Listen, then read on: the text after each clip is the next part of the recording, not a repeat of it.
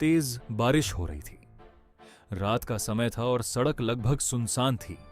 अनाया भीगती हुई सड़क के किनारे खड़ी थी। उसके चेहरे पर डर साफ दिखाई दे रहा था और वो बार बार पीछे मुड़कर देख रही थी, जैसे कोई उसका पीछा कर रहा हो। तभी एक काली कार आकर उसके सामने रुकती है।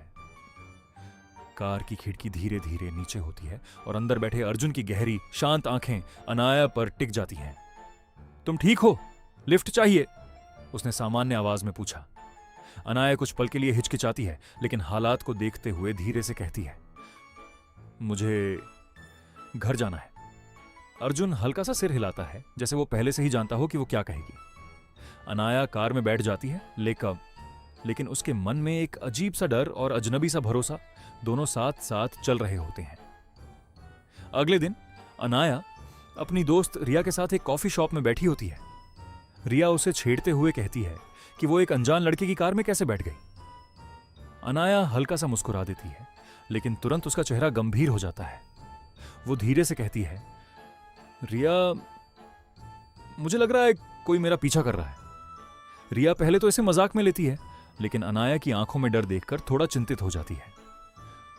उस दिन कॉलेज में चलते हुए भी अनाया को बार बार ऐसा महसूस होता है कि कोई उसे देख रहा है। अचानक उसका फोन वाइब्रेट करता है। एक अनजान नंबर से मैसेज आता है, तुम सच से दूर नहीं भाग सकती। यह पढ़कर उसके हाथ कांपने लगते हैं। उधर शहर के किसी शांत कोने में अर्जुन अपने कमरे में बैठा लैपटॉप पर अनाया की तस्वीरें देख रहा होता है।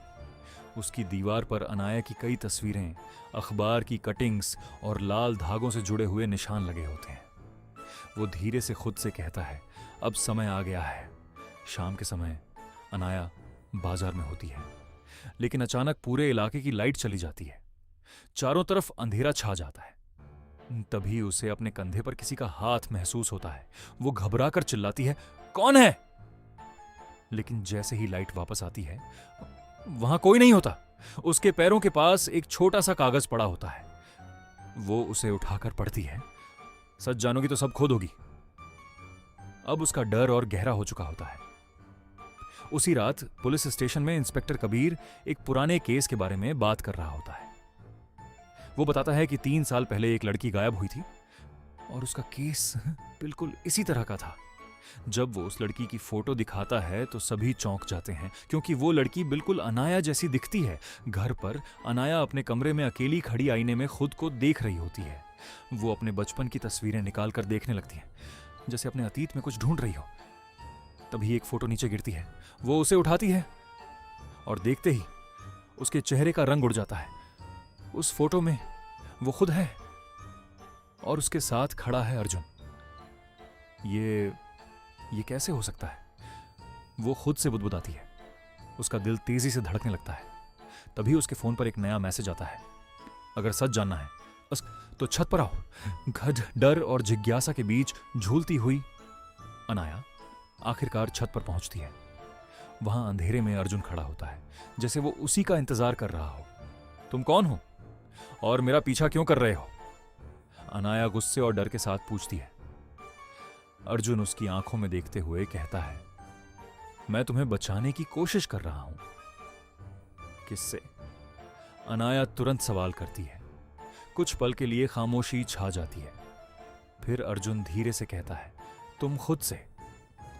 यह सुनकर अनाया पूरी तरह उलझ जाती है। तभी अचानक पुलिस की सायरन की आवाज गूंजती है। इंस्पेक्टर कबीर वहां पहुंच जाता है और अर्जुन पर बंदूक तान देता है। अर्जुन, तुम्हें गिरफ्तार किया जाता है, वो सख्त आवाज में कहता है। अनाया हैरान रह जाती है। लेकिन क्यों? कबीर बिना देर किए जवाब देता है, ये एक सीरियल किडनैपर है। यह सुनकर अनाया के पैरों तले जमीन खिसक जाती है। अर्जुन उसे आखिरी बार देखता है और धीमी आवाज में कहता है, किसी पर भरोसा मत करना, खासकर पुलिस पर। पुलिस उसे पकड़ कर ले जाती है और अनाया वहीं खड़ी रह जाती है, उलझी हुई, डरी हुई और पूरी तरह टूट चुकी। तभी उसके फोन पर एक आखिरी मैसेज आता है, खेल शुरू हो चुका है। और उसी के साथ उसकी जिंदगी एक ऐसे राज में फंस जाती है जिससे निकलना अब आसान नहीं होगा।